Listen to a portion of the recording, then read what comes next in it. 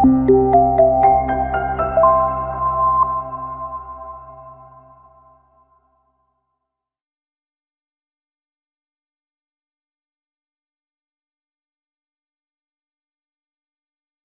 berikutnya di sini kita akan mempelajari mengenai tombol-tombol dalam kamera, karena kebanyakan dari kita biasanya belum paham mengenai fungsi dari semua tombol dari kamera yang kita miliki, sehingga itu akan menghambat ketika kita nanti akan menggunakan kamera. Nah, hal yang terpenting teman-teman adalah ketika Anda telah memiliki kamera atau setelah membeli kamera, hal terpenting yang teman-teman harus bisa eh, tahan dulu adalah jangan langsung menggunakan kameranya, tapi coba dulu, baca dulu buku manual kamera teman-teman semuanya, praktekkan ke dalam kamera, tombolnya apa saja.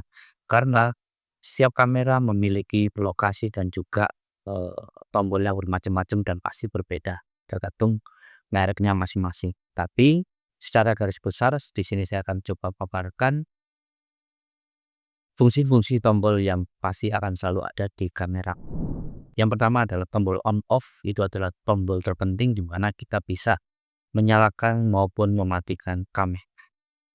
Sebelum kamera kita bisa gunakan, pasti kita akan menyalakan on atau off-nya. Selanjutnya adalah tombol shutter, teman-teman, di mana tombol shutter ini adalah digunakan untuk istilahnya menjepret gambar atau mengambil gambar.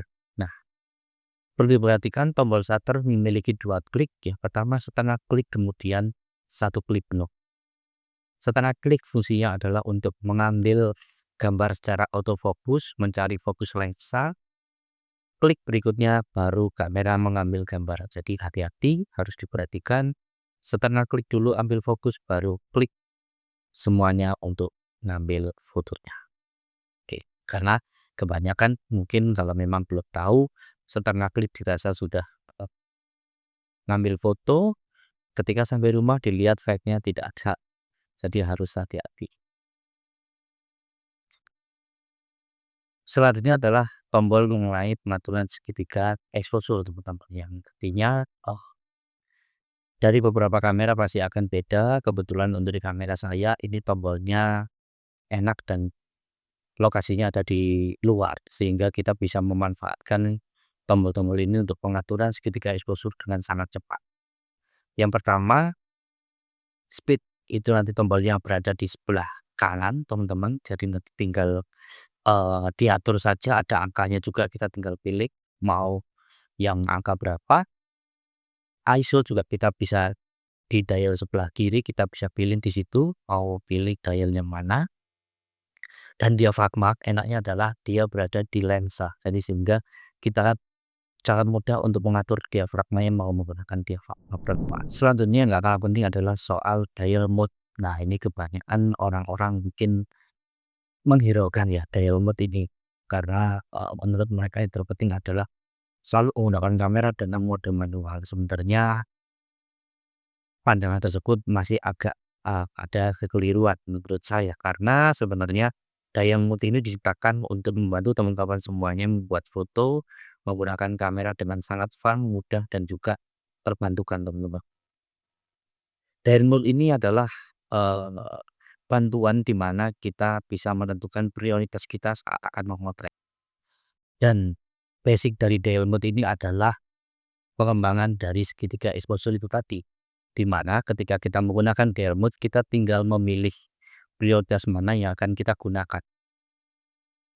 Bermacam-macam kodenya, yang biasanya itu ada M, A, AV, S, F, TF, dan juga P, dan full auto. Nah, kita akan coba udah satu-satu.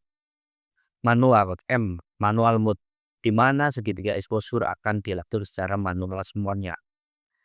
A atau AV adalah aperture priority, di mana teman-teman bisa hanya mengatur aperture-nya saja, sedangkan lainnya otomatis kamera akan menilai settingan itu menjadi gambar yang cukup baik.